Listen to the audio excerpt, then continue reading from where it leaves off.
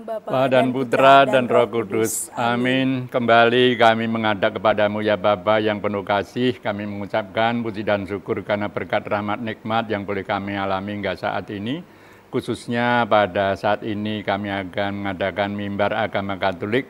Berkatilah apa yang kami lakukan supaya bermanfaat bagi banyak orang. Kemuliaan kepada Bapa dan Putra dan Roh Kudus, seperti pada permulaan, sekarang, selalu, dan sepanjang segala abad. Amin. Demi nama Bapa dan Putra dan Roh Kudus. Amin. Yesus menjanjikan Roh Kudus sebagai penolong dan pembimbing bagi para murid-Nya. Pemirsa terkasih dalam Kristus, selamat siang dan selamat berjumpa kembali bersama saya Teresia Ariskarni SAG. Dan kali ini pembahasan tema kita adalah Roh Kudus membimbing gereja. Dan siang hari ini pula telah hadir narasumber yang tentu tidak asing lagi, yaitu Bapak Elie Tukijan. Beliau adalah tokoh agama Katolik Provinsi Jambi, sekaligus juga pengurus FKUB, Forum Kerukunan Umat Beragama Provinsi Jambi. Selamat siang Bapak. Selamat siang Mbak Ari. Apa kabar Bapak? Luar biasa, baik, sehat ya? Ya, sehat. Iya, baik. Bapak, hari ini kan kita membahas tema dalam mimbar agama Katolik, Roh Kudus membimbing gereja.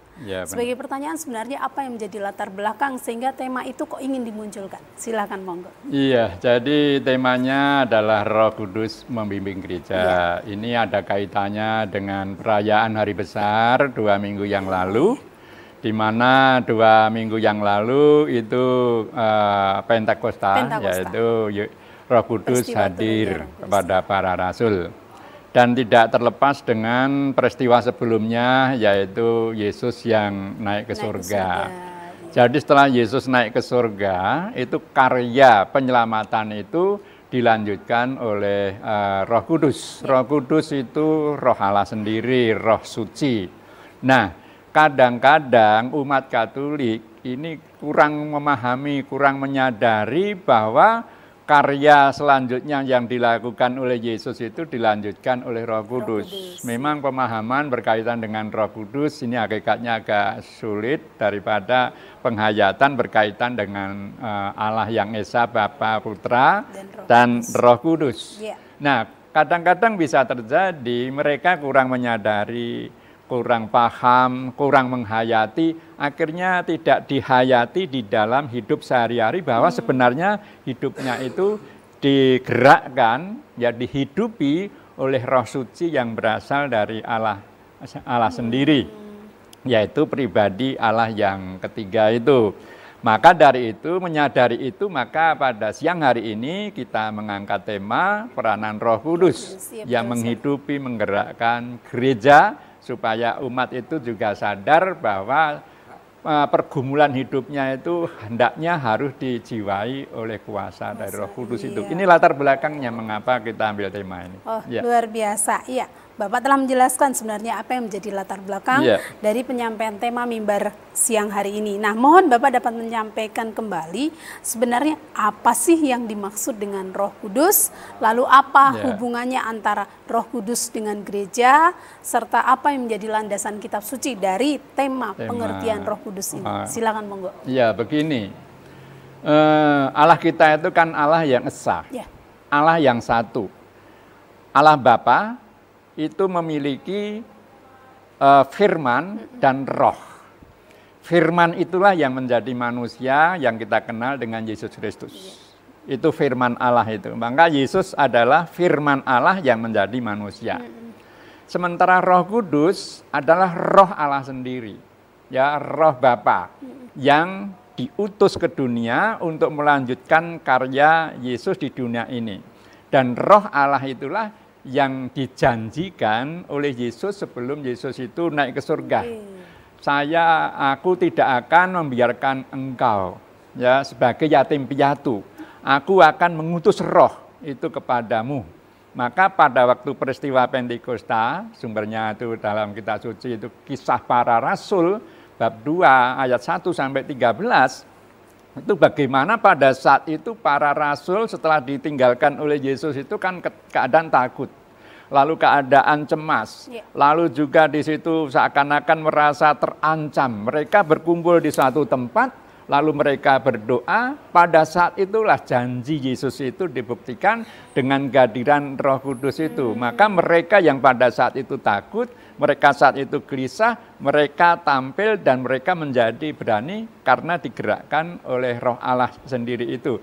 Maka Petrus sebagai penatua atau ketua sesepuh dari para rasul tampil, lalu di situ mereka Petrus itu bisa berkhotbah dengan penuh keberanian karena didorong, karena dikuasai oleh Roh Kudus itu. Itulah sebabnya siapa Roh Kudus? Itu adalah pribadi Allah sendiri, yaitu Allah sendiri, Roh Allah sendiri yang hadir. Lalu hubungannya dengan gereja apa? Tidak bisa dipisahkan. Ya, hubungannya dengan gereja. Gereja itu lahir juga karena kuasa Allah, kuasa Roh Kudus. Nah, Roh Kudus itulah yang menghidupi, Roh Kudus itu yang menjiwai, Roh Kudus itu menjadi jantung daripada gereja. Maka gereja di mana saja itu pasti Roh Kudus itu hadir. Maka Yesus mengatakan, kalau di mana saja Yesus mengatakan, di mana ada 2 orang atau 3 orang atas namaku, aku ada di tengah-tengah mereka. Di dalam Matius 28 ayat 20 atau 19. Aku menyertai kamu senantiasa sampai akhir zaman. Itulah sebabnya yang namanya gereja itu bukan gedungnya, ya, bukan bangunannya, tetapi setiap umat yang percaya kepada Kristus itulah gereja. Maka tidak bisa dipisahkan antara Roh Kudus dengan gereja, ya, Roh Kudus dengan gereja. Lalu dasar kitab sucinya tadi sudah saya katakan di dalam Kisah Para Rasul bab 2 ayat 1 sampai dengan 13 dalam peristiwa Pentakosta. Ya, dalam peristiwa Pentakosta itulah Roh Kudus itu hadir, Roh Kudus itu menghidupi, Roh Kudus itu memimpin, Roh Kudus itu menyemangati seluruh anggota gereja di dalam pergumulan hidupnya. Itulah sebabnya. Itu berkaitan dengan itu. Jadi hubungannya jelas. Gereja tidak bisa dipisahkan dengan Roh Kudus, karena Roh Kudus itu menjiwai, Roh Kudus itu menghidupi, Roh Kudus itu jantungnya. Demikian juga kitab sucinya jelas banyak dibicarakan berkaitan dengan kuasa Roh Kudus itu. Oke, itu yang kedua. Iya. Roh Kudus menjiwai. Menjiwai. Iya. Ya. Ini berarti ada kaitannya dengan buah-buah roh. Nah, Bapak telah menyampaikan apa itu makna Roh Kudus dan juga bagaimana karya-karya Roh Kudus ini sungguh luar biasa. Salah satunya adalah membimbing gereja. Nah, Bapak juga telah menyampaikan itu tadi sebenarnya tentang buah-buah Roh Kudus. Monggo diulang kembali, sebenarnya mohon penjelasan Bapak, apa sajakah karya Roh Kudus itu dan bagaimana isi atau penjelasan dari buah-buah Roh Kudus yang telah Bapak sampaikan. Ya, kalau kita baca di dalam surat Rasul Paulus kepada umat di Galatia, saya bukakan bentar, yaitu buah-buah dari Roh Kudus. Ini bisa dilihat di dalam Galatia 5 ayatnya 22 sampai dengan 23. Nah, Galatia 5 ayat 22 sampai 23 di sana dikatakan begini. Tetapi buah roh ialah kasih. Jadi kalau orang Kristiani mengasihi itu karena memang didorong, dikuasai oleh Roh Kudus. Kalau tidak ada kasih berarti itu bukan karena Roh Kudus. Apalagi kebencian, dendam, iri hati, itu bukan dari Roh, itu buah-buah daging. Yaitu buah-buah kegelapan. Jadi buah roh adalah kasih, sukacita. Dalam kondisi apapun harus sukacita, harus ada kegembiraan. Karena di dalamnya ada Roh Kudus. Yesus mengatakan, berbahagialah kamu kalau kamu dianiaya karena aku. Selalu bersukacita, selalu bergembira, selalu mensyukuri nikmat Tuhan. Ya, apapun yang kita miliki itulah berkat Tuhan, harus kita nikmati. Sukacita, damai sejahtera. Ya, ini dibutuhkan setiap manusia. Ya, maka Yesus pada saat dia habis bangkit dari kematian, menemui para rasul, Yesus selalu mengatakan, damai sejahtera kepada kamu. Damai itu dibutuhkan oleh setiap manusia. Maka di sini katakan damai sejahtera, kesabaran. Ya, kadang dicerca, kadang dihina, diejek, bahkan mungkin dia hanya dibutuhkan kesabaran, kemurahan. Melihat orang lain yang menderita, hati kita tersentuh, hati kita tertarik untuk membantu mereka, menolong. Lalu juga kebaikan kesetiaan dalam kondisi apapun harus setia, apalagi dalam rumah tangga. Betul. Tidak ada rumah tangga yang tanpa ada konflik riak-riak dalam rumah tangga. Bahkan kadang-kadang ada semacam tsunami. Tetapi di situ dibutuhkan kesetiaan. Maka dalam gereja Katolik, ya perkawinan itu sifatnya ada dua, monogam dan tidak bisa terceraikan dalam kondisi apapun. Maka tidak ada terpikirkan cerai tidak ada. Ya, karena apa yang sudah dipersatukan oleh Tuhan tidak boleh diceraikan oleh manusia. Lalu juga selain kesetiaan, kelemah lembutan. Menegur boleh, tetapi harus dengan lemah lembut, dengan cara yang kasih dalam ajaran Yesus, bukan dengan cara kasar, dengan brutal, tidak boleh. Biarpun sebenarnya dia salah, tapi tegurlah dengan kelemah lembutan. Penguasaan diri baik pikiran, demikian juga perasaan maupun hati, bibir itu kita kuasai. Tidak mungkin bisa menguasai orang lain kalau kita tidak bisa menguasai diri sendiri. Itu semua adalah buah-buah roh. Ya, jadi ada kasih, sukacita, damai sejahtera, kesabaran, kemurahan, kebaikan, kesetiaan, kelemah lembutan, dan penguasaan diri. Ini buah-buah Roh Kudus yang bisa kita hayati di dalam hidup kita. Ya, ini juga sebenarnya bagian-bagian dari karya-karya Roh Kudus. Oh ya. Ya, baik. Kemudian, bagaimanakah sebenarnya peran Roh Kudus di dalam memimpin dan membimbing gereja, terlebih dalam hidup menggereja di Indonesia? Iya, jadi begini.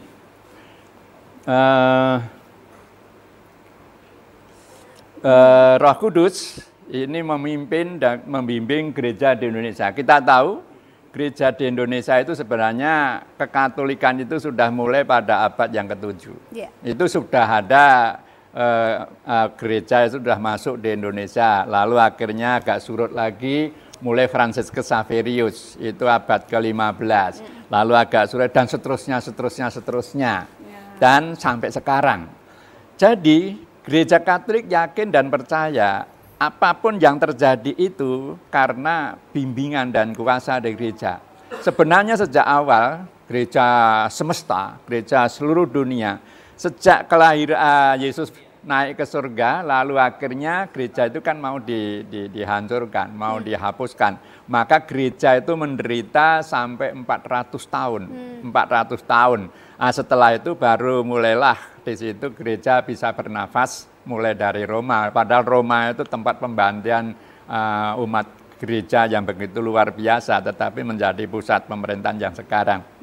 Jadi Roh Kudus ini mendampingi setiap anggota gereja di mana saja, termasuk di Indonesia. Ya, mulai dari pengenalan di Indonesia, kedatangan di Indonesia terus menerus sampai sekarang. Kita kan tahu sekarang di tempat yang boleh dikatakan terpencil pun di situ gereja Katolik biasanya pasti ada, biarpun jumlahnya tidak banyak. Saya pernah ke Aceh.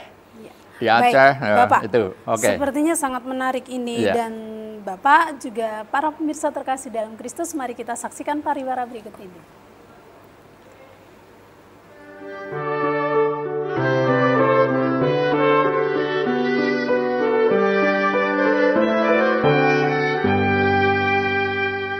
Baik pemirsa, mari kita lanjutkan perbincangan iman pada siang hari ini. Baik, Bapak telah menyampaikan bagaimana peran Roh Kudus dalam memimpin dan membimbing gereja.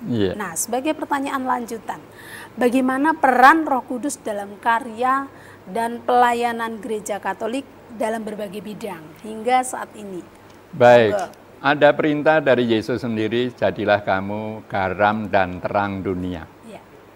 Dan juga di dalam Matius 28 ayat 19-20 itu, di sana ada perintah, ajarilah mereka melakukan apa yang kuperintahkan kepadamu. Dan aku menyertai kamu senantiasa sampai akhir zaman. Jadi, peranan Roh Kudus tidak terlepas dengan gereja, tadi sudah saya katakan. Maka gereja harus ambil bagian di dalam membangun manusia beserta lingkungannya. Orang Katolik kan bukan terlepas dengan di mana tinggal. Kalau kita sebagai orang Katolik di Indonesia, kita juga harus punya peran ya di Indonesia untuk ambil bagian memajukan bangsa Indonesia sesuai dengan bidangnya masing-masing. Yeah. Maka Gereja Katolik ya dengan didorong, disemangati, dijiwai oleh Roh Kudus, ambil bagian dalam rangka membangun manusia Indonesia dan masyarakat Indonesia. Umpamanya ambil bagian di dalam bidang pendidikan. Di mana ada gereja, di situ pasti ada sekolah. Ya. Kalau di Jakarta, di sana ada Ursula, Regina Pacis, lalu sekolah-sekolah ada Canisius, ya. Lalu juga di mana saja, termasuk di Jambi kan ada sekolah Fransiskus Xaverius. Ya. Jadi melalui bidang ini dengan didorong oleh kuasa Roh Kudus mau ambil bagian mencerdaskan kehidupan bangsa melalui pendidikan anak-anak bangsa. Lalu demikian juga di dalam bidang kesehatan. Ada Carolus, ya, ada Elizabeth, ada Caritas di Palembang. Di Jambi ada Rumah Sakit Teresia, dan ada Rapa Teresia. Jadi ambil bagian dalam rangka menciptakan kesehatan, kesejahteraan dan kesehatan masyarakat. Itulah sebabnya, kita didorong oleh kuasa Roh Kudus ambil bagian untuk ambil bagian dalam bidang kesehatan masyarakat. Ini dalam bidang kesehatan. Demikian juga dalam bidang pelayanan sosial. Terjadi umpamanya siapa tahu ada musibah, ada gempa dan sebagainya, maka di situ Gereja Katolik juga mengumpulkan dana lalu disumbangkan di mana mereka itu sangat membutuhkan. Ya, ini sangat dihayati. Demikian juga mungkin dalam bidang sosial politik, ya, di mana awam yaitu non klerus bukan biarawan-biarawati ini punya bagian yang tidak terpisahkan di dalam menguduskan dunia beserta isinya. Maka boleh juga ambil bagian di dalam bidang politik, ya. Bagaimana politik kan hakikatnya baik, menjadi tidak baik kalau di situ ada maksud-maksud yang tidak sesuai dengan tujuan politik. Berpolitik itu baik karena dalam bidang berpolitik itu bagaimana menata masyarakat menjadi masyarakat yang sejahtera, masyarakat yang damai dan sebagainya. Dalam bidang budaya, dalam bidang seni, dalam bidang ekonomi dengan segala-segalanya. Maka melalui kuasa Roh Kudus, putra-putra gereja itu wajib hadir sebagai garam dan terang dunia. Garam itu kalau sudah kehilangan AC-nya itu mubazir itu, hanya diinjak-injak dibuang. Demikian juga terang harus memberikan. Maka apa yang dilakukan oleh gereja umumnya harus baik.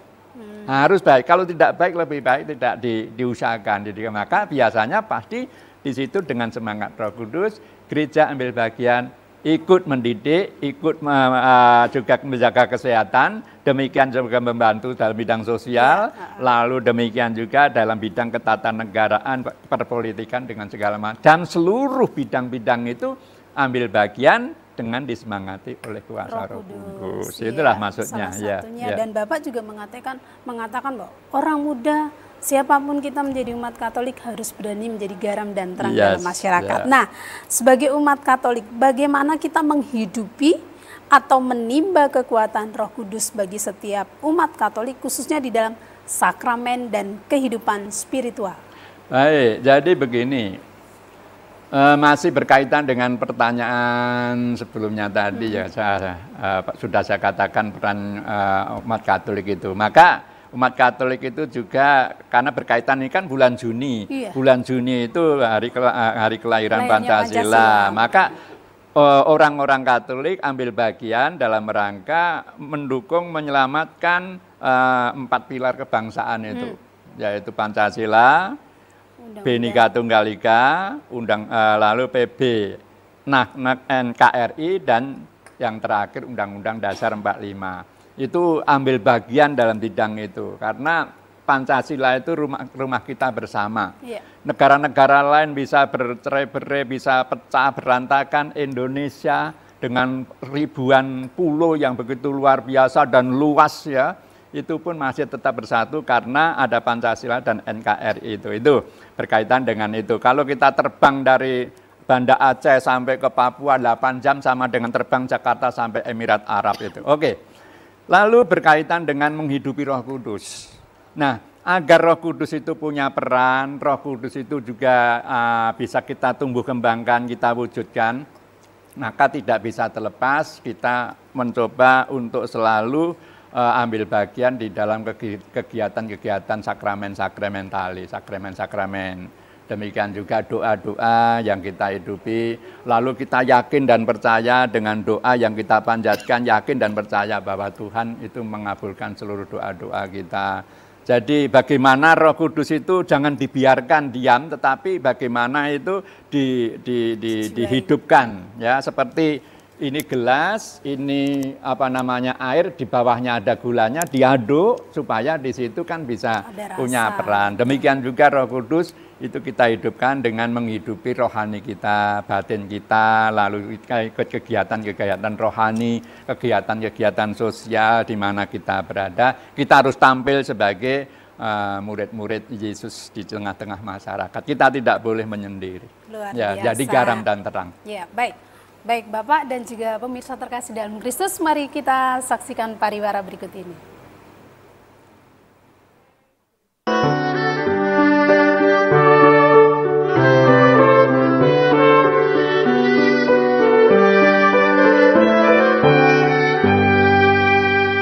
Pemirsa, mari kita lanjutkan perbincangan iman pada siang hari ini. Bapak baik yang terakhir, sebagai tokoh agama Katolik, sekaligus sebagai pengurus Forum Kerukunan Umat Beragama. Sedikit tadi Bapak sudah menyampaikan tentang bagaimana kita menjadi orang Katolik yang sangat menghargai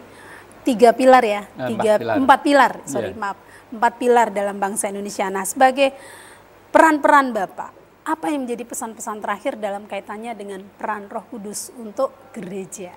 Silakan. Jadi begini Mbak Ari, peran Roh Kudus itu harus dihayati oleh setiap umat Kristen pada umumnya, bukan hanya Katolik, Kristen pada umumnya. Ya, maka apa yang ingin kami sampaikan minimal untuk saudara-saudara kami yang Katolik di mana saja berada. Peristiwa Pentakosta, yaitu kita peringati 2 minggu yang lalu, itu hendaknya jangan hanya sekedar seremonial. Jangan hanya sekedar upacara, setelah itu tidak ada kesan sama sekali. Tapi bagaimana bacaan-bacaan di dalam kitab suci itu, bacaan-bacaan dalam kitab suci itu dipahami benar, dimengerti, dan akhirnya mencoba diwujudkan di dalam kehidupan kita sehari-hari secara pribadi. Jadi secara pribadi harus menyadari bahwa Roh Kudus hadir di dalam diri kita. Paulus mengatakan, kamu adalah bait Roh Kudus. Artinya di dalam diri kita itu adalah bait Allah, bait Roh Kudus. Maka bagaimana Roh Kudus kita hayati sebagai pribadi. Lalu Roh Kudus juga dihayati di dalam kehidupan keluarga kita. Suami, istri, anak, ya, itu harus mencoba menghayati bahwa di dalamnya ada kuasa Roh Kudus. Kalau itu ada, keluarga itu damailah.